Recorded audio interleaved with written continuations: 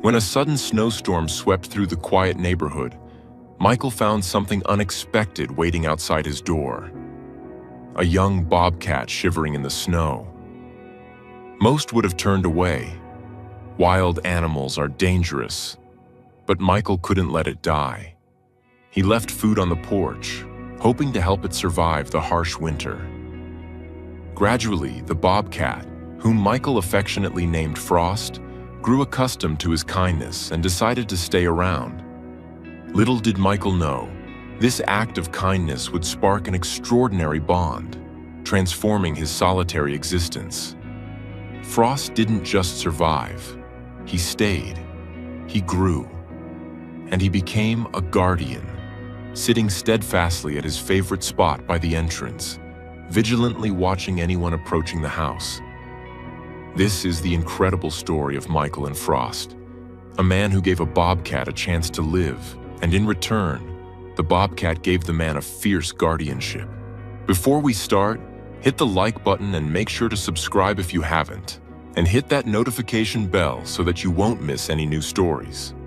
The silence of a Montana winter was a thing Michael had come to know intimately. It wasn't an absence of sound, but a sound in itself. A low, humming stillness that vibrated in the bones of his log cabin, in the vast, snow-draped pines that stood like silent sentinels around his property, and in the hollow chambers of his own heart.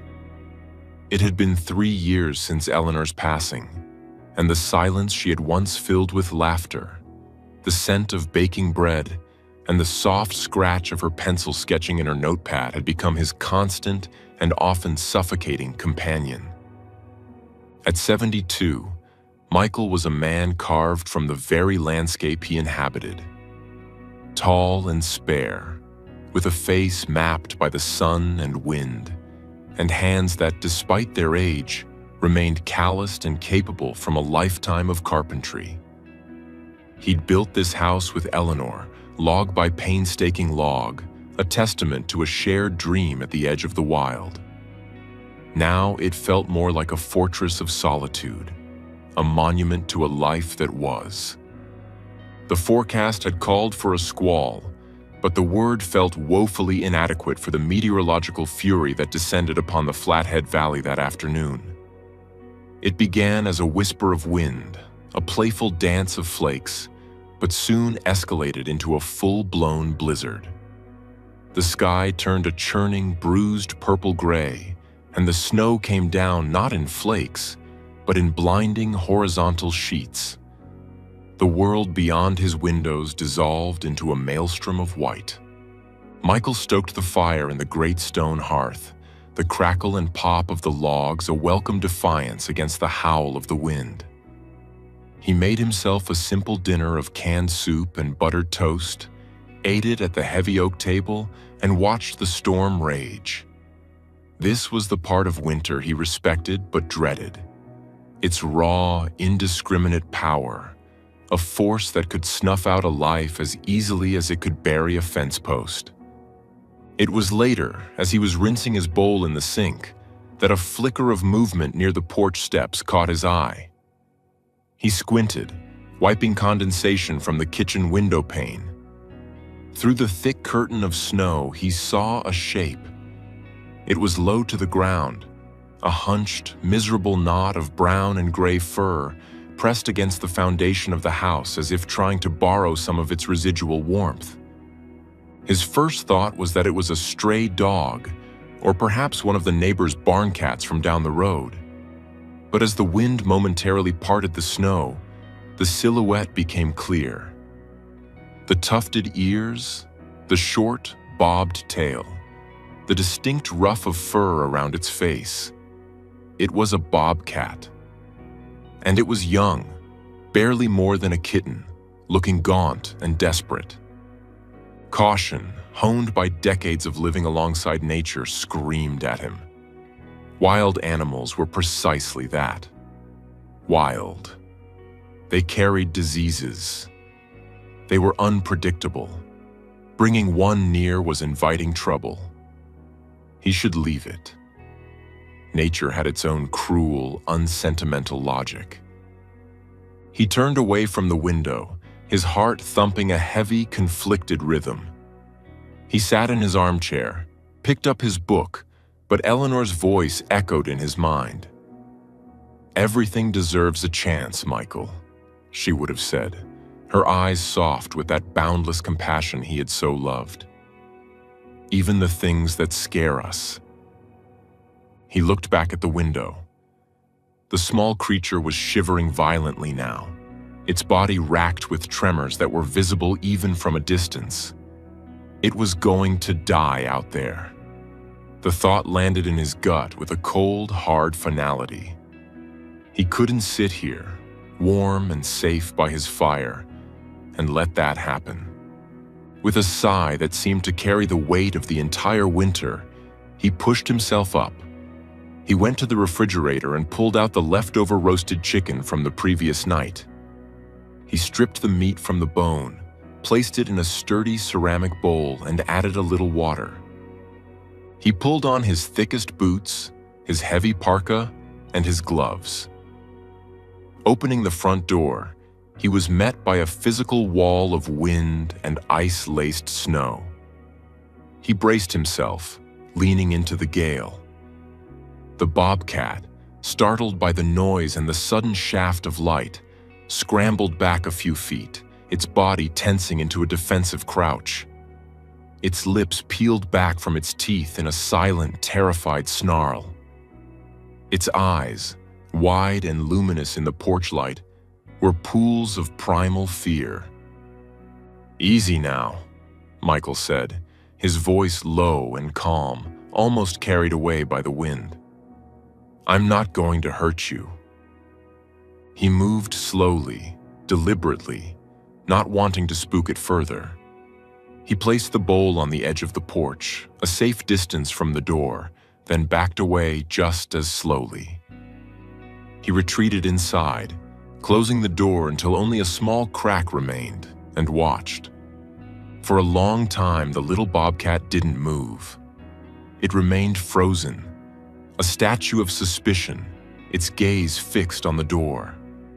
But the smell of the chicken, a rich, savory promise in the sterile, frozen air, was a powerful lure.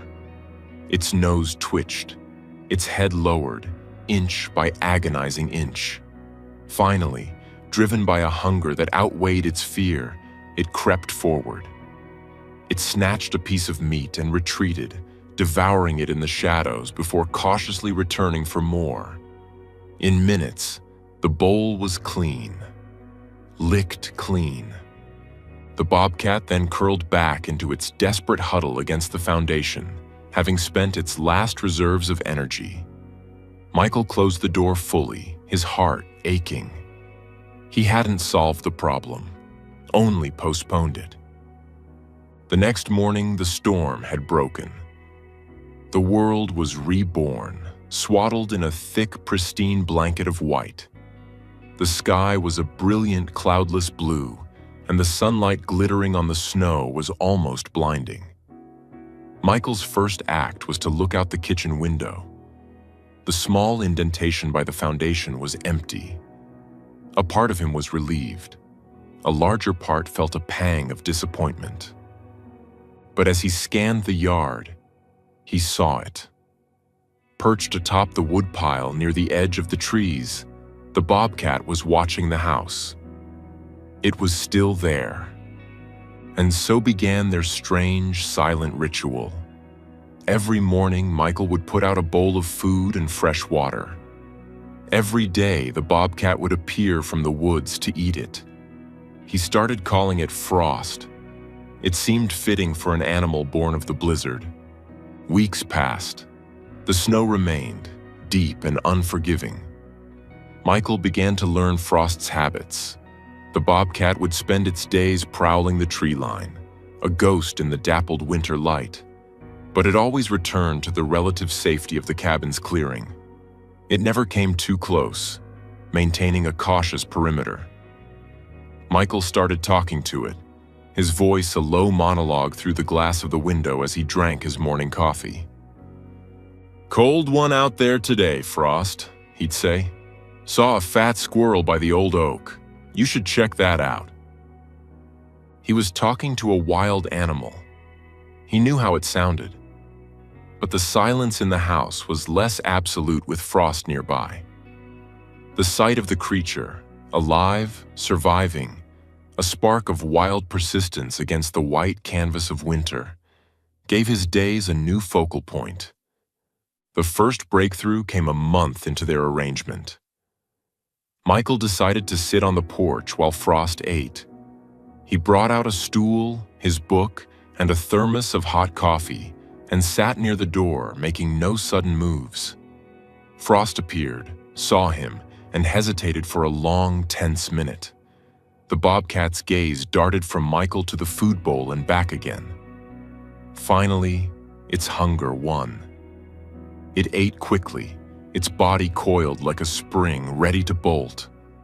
But it didn't. When it finished, it didn't immediately retreat to the woods. Instead, it sat by the woodpile and began to groom itself, one leg pointing awkwardly toward the sky, occasionally flicking its gaze toward the still figure on the porch. It was a tentative gesture of acceptance, and it made Michael's heart swell with a quiet joy he hadn't felt in years. This became their new routine. Michael would sit outside, reading or simply watching the woods, and Frost would eat, then linger, the distance between them slowly but surely shrinking. He learned the language of its ears, the flick that meant curiosity, the flattening that meant fear. He learned the low, chuffing sound it made, a noise somewhere between a purr and a cough that he took to mean contentment. He never tried to touch it. He knew that was a line he must not cross. This was not a pet. It was a partnership, an unspoken treaty between two solitary beings. The arrival of spring did not send Frost back into the deep wilderness as Michael had expected. The snow melted, the rivers swelled, and the valley floor erupted in a riot of green and wildflowers. But Frost stayed. The woodpile remained his throne, the porch, his dining hall. He had grown, his once gaunt frame now filled out with lean muscle, his coat thick and healthy. He was a magnificent animal, and he had become protective. The first sign was with the mailman, a cheerful young man named Kevin. As Kevin's truck rumbled up the long gravel driveway, Frost, who had been dozing in a patch of sun on the porch railing, shot to his feet. His body went rigid, his ears flat against his skull. As Kevin got out and walked toward the mailbox at the end of the porch, Frost let out a sound Michael had never heard from him before. A low, guttural hiss that sounded like air escaping a punctured tire, sharp and venomous. Kevin froze, his hand hovering over the mailbox. "Whoa, Michael, you got yourself a new security system?"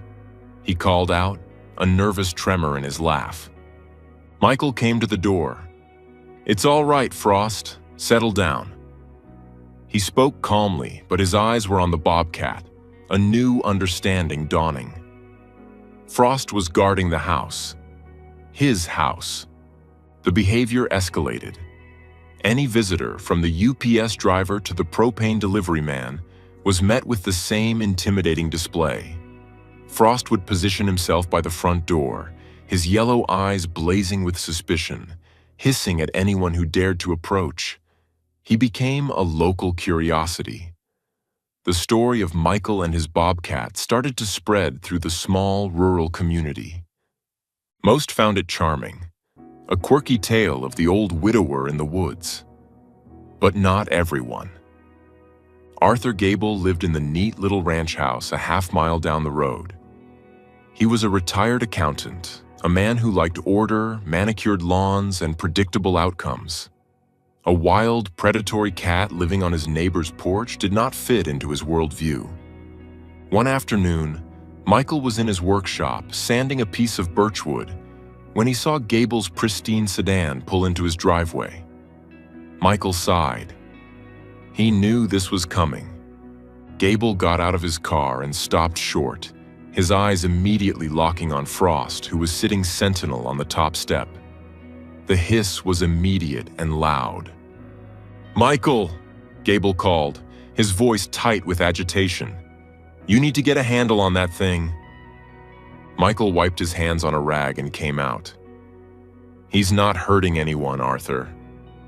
"He's not hurting anyone yet," Gable retorted, taking a nervous step back as Frost shifted his weight, his gaze unwavering. "That is a wild animal, a predator. What happens when it decides my poodle looks like a tasty snack? What about the Henderson kids when they ride their bikes down this road? He doesn't leave my property, Arthur, you know that. I know that it's a menace and it's a liability. I've been reading up on it. They can carry all sorts of diseases. Rabies, tularemia. You're endangering the entire neighborhood by domesticating that beast." The word domesticating struck a nerve. "I'm not domesticating him. I'm coexisting," Michael said, his voice hardening. "I helped him survive a winter that would have killed him. Now he stays. It's that simple." "It's not simple at all." Gable's face was turning red. "I'm telling you, Michael, you need to call Fish and Wildlife. Have them trap it and remove it. It's the responsible thing to do." "Get off my property, Arthur," Michael said, his voice dropping to a low, quiet command that held more menace than Frost's hiss ever could. Gable sputtered for a moment, then spun on his heel and marched back to his car. "You haven't heard the last of this," he shouted before driving away, kicking up a cloud of gravel. Michael's hands were shaking. He looked at Frost, who, now that the threat had retreated, had relaxed slightly, though his eyes still followed the disappearing car. Michael sat down on the step, a few feet from the Bobcat. The animal looked at him, and for the first time, Michael thought he saw something more than just instinct in its gaze. It was a shared understanding. They were both defenders of this small patch of earth, this sanctuary. 2 weeks later, an official-looking green truck with the Montana Fish, Wildlife and Parks logo on the side made its way up the driveway. Michael's stomach clenched into a cold, hard knot. Arthur Gable had made good on his threat. A woman in a crisp uniform stepped out. She was young, with a kind face but serious eyes. Her name tag read, Officer Ramirez.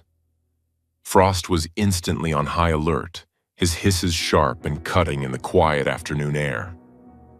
"Michael Peterson?"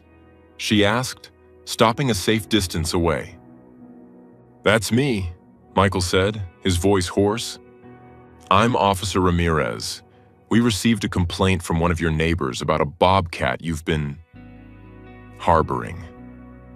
"I'm not harboring him," Michael said, walking slowly onto the porch to stand between the officer and Frost. "He lives here." "Sir, I understand you may have formed a connection with the animal, but it's against regulations and it's dangerous. Habituating a wild predator to human contact never ends well, either for the animal or for people." Her tone was professional but not unkind. "He's not dangerous.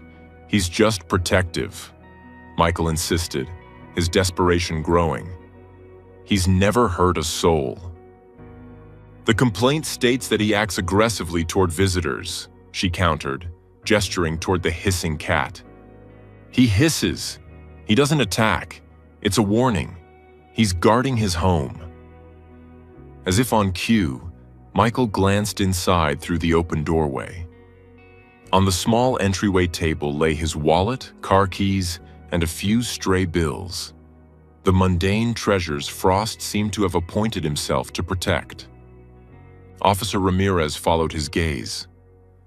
"Sir, I've seen this before. It starts with feeding.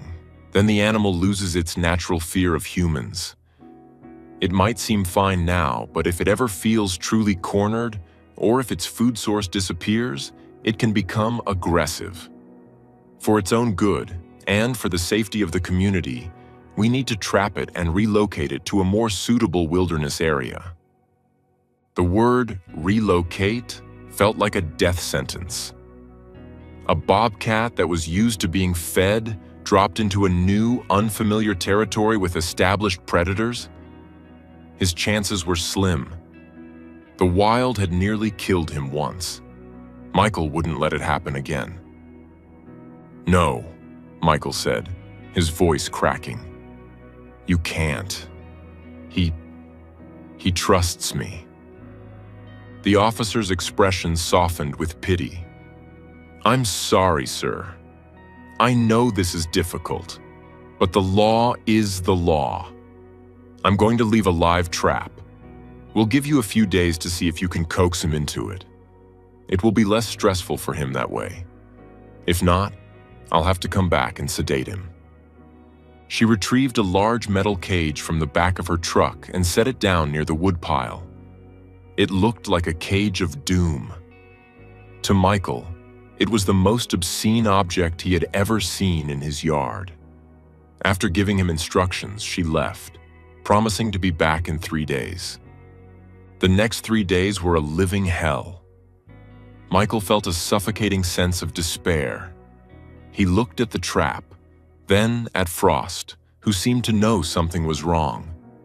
The bobcat was restless, pacing the edge of the porch, his usual calm replaced by a nervous energy. Michael couldn't bring himself to try and lure him into the cage. It felt like the ultimate betrayal. He didn't sleep. He'd sit by the window all night, watching the stoic shape of the trap under the moonlight, his mind racing. He thought about Eleanor. She would have known what to do.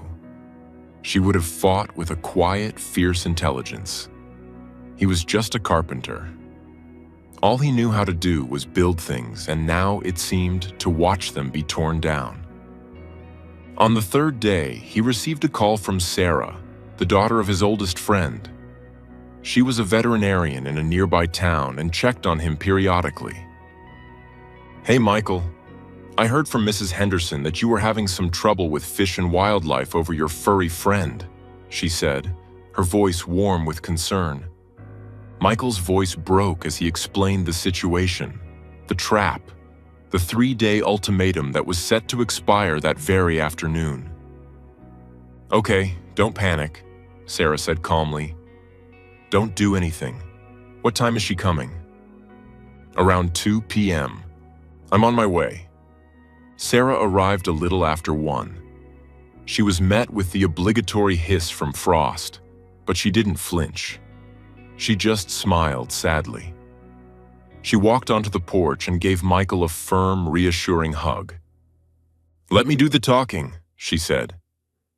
When Officer Ramirez's truck pulled up at 2 o'clock, Sarah was there to meet her.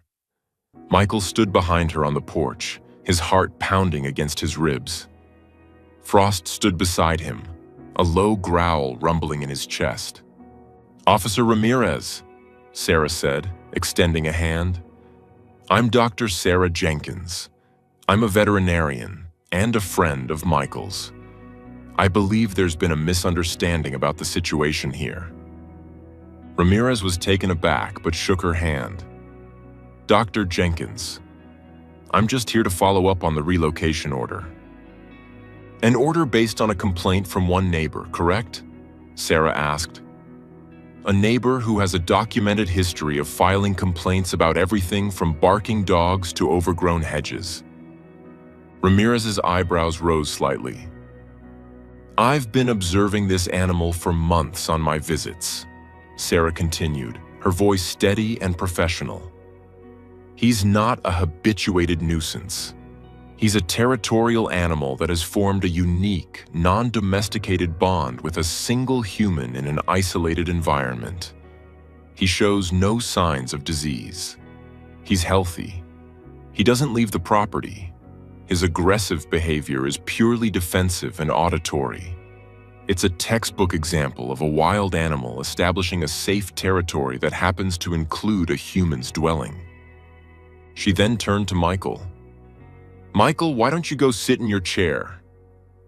Numbly, Michael did as he was told, moving his old rocking chair to the middle of the porch. He sat down, his hands clasped tightly. "Now, just talk to him," Sarah prompted. Michael looked at Frost, who was still tense, his muscles coiled. "Hey, buddy," Michael said, his voice thick with emotion. "It's okay. Everything's going to be okay." As he spoke, a remarkable thing happened.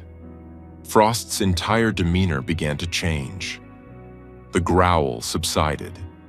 His ears, which had been pinned back, flickered and moved into a more relaxed, forward-facing position. He walked over to Michael's chair, circled it once, and then lay down beside it, tucking his paws underneath his body. He let out a soft, contented chuffing sound and rested his head on the wood, his yellow eyes fixed on Michael.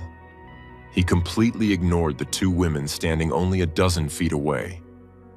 Officer Ramirez stared, her mouth slightly agape. She had seen fear, and she had seen aggression. This quiet, trusting deference was something else entirely. She saw not a dangerous predator, but an animal that had found its place of safety, its anchor, in the presence of this quiet old man. Sarah seized the moment. Relocating him now, after he's survived the winter and established this territory, would be a death sentence. You know that. He's not a problem animal. He's a local legend. He's not hurting anyone. He's just Frost. Officer Ramirez was silent for a long time, her gaze shifting from the peaceful scene on the porch to the ugly metal trap near the woodpile. She was a woman of rules, but she was also a woman of the wild. She understood its complexities better than most. Finally, she let out a long breath. "The official complaint requires an official response," she said slowly. She walked over to the trap, picked it up, and carried it back to her truck, the metal door clanging shut with a beautiful finality. She turned back, a small, weary smile on her face.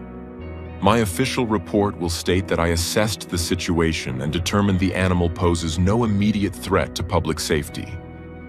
I will recommend a period of observation, and I will note that the property owner is working with a licensed veterinarian to ensure responsible coexistence."